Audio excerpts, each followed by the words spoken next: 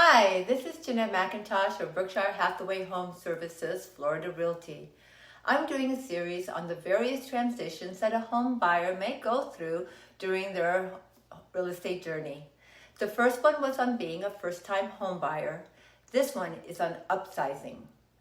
One may think that it would not be too stressful to upsize one's home. After all, you're getting more space, maybe a bigger yard, and you may be very excited about the reasons you're wanting or needing to upsize. However, change always causes stress, and there is plenty to consider when one is thinking about getting a bigger home or more land. The next thing to do is decide if you're going to keep your existing house to rent out or if you would like to sell it and use the equity to purchase your next home. Most of us have chosen that second path.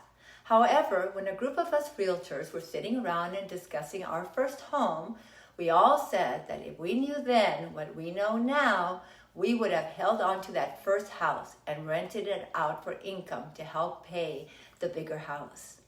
I'm not saying what you should do. I'm telling you that there is no set route of how to do this. Do what makes sense for you at this point of your life. This is your real estate journey. Okay, you've decided you're going to sell, and the next step I would recommend is that you look at your house and decide what does it need to make it more sellable.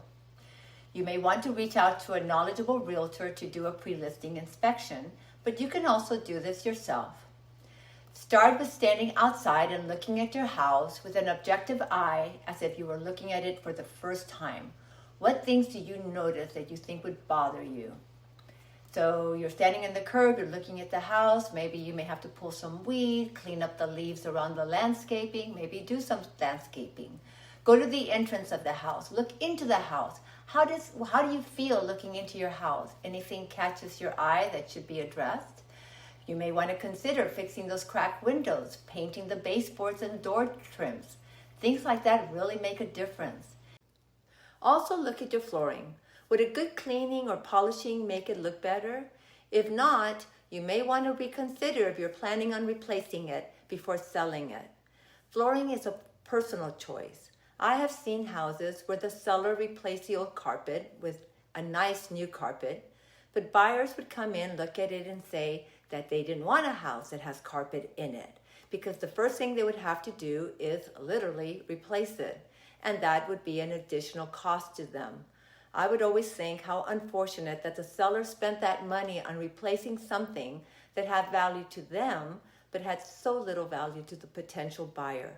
So if you think your flooring needs something more than a good cleaning or polishing, you may want to consider instead to provide a seller's credit for the flooring replacement, which can be negotiated at the time of offer. Discuss this with your realtor who knows more what your local market is like. Once you've decided what repairs you're willing to do, find out how much it's going to cost to address those items. If you've been talking to a realtor at this time, have a discussion on what you're willing to do to the house and get a valuation of the property once those things are done.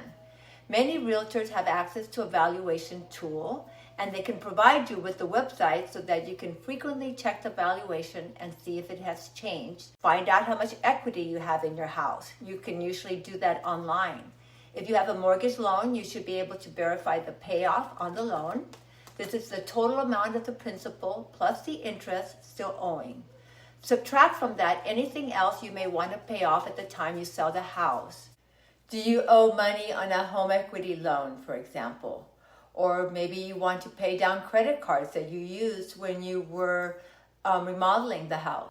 Around this time, start a conversation with a lender. You may want to go ahead and start the process of getting pre-approved for a loan, or you can let the lender know that you are just gathering data at this time to make sure that you are able to proceed in your next real estate journey. Give them the number that you have gotten already, the value of the house, the payoff on your current mortgage, and any other bills that may have to be paid upon closing. They will then let you know the programs for which you qualify for, the interest rate you can get, and what the maximum loan amount that you can get. They can also tell you what your estimated monthly payments would look like. Next, you want to find out how much will it cost to buy the house that will fit your needs. Put together what you think the perfect next house is going to be. How many bathrooms, bedrooms? Do you want an office area? How big of a garage? Do you want more land? You can go online to get an idea of the local market, or better yet, reach out to your realtor. Online search engines are not always updated daily, and you may not be getting a correct picture of the market. A good realtor can also provide you with a local market updates, statistics, as well as provide you access to an MLS-based database so you can search for houses on your own to complement the search that they are also doing for you. As you look at the houses, you may be modifying what your next dream house looks like. You may realize you can get more house than you thought, or more land, or that a neighboring city may be more affordable. Keep the realtor in the loop too. They may be able to provide insights into the different cities. Maybe they can give you information like property tax rates that will also affect your decision about where you would like to live. Once you have gathered all your background information that you needed, you are now ready for the next step to actually start looking for a bigger house. Things that you may want to consider: if you're looking at houses and seriously considering a house that is not in a planned community, have your realtor check the comprehensive plan and the future land use map for that area. You do not want to buy into a community that you think that this will be the house that you'll be living in for the next 15 years, only to find out a few years down the road that this beautiful community is being turned into something very different than what it is at this present time. Look at the house with an eye of where your things will go. My personal opinion is not to worry about what additional furniture you may need at this time. You can always buy that later, after you've lived in the house for a while and understood its flow and know then what you would want and where you're going to put it. If you see something you really like in that house, you can always ask for it in your offer. Then the seller can always counter offer that they will sell it to you over and above the price of the house.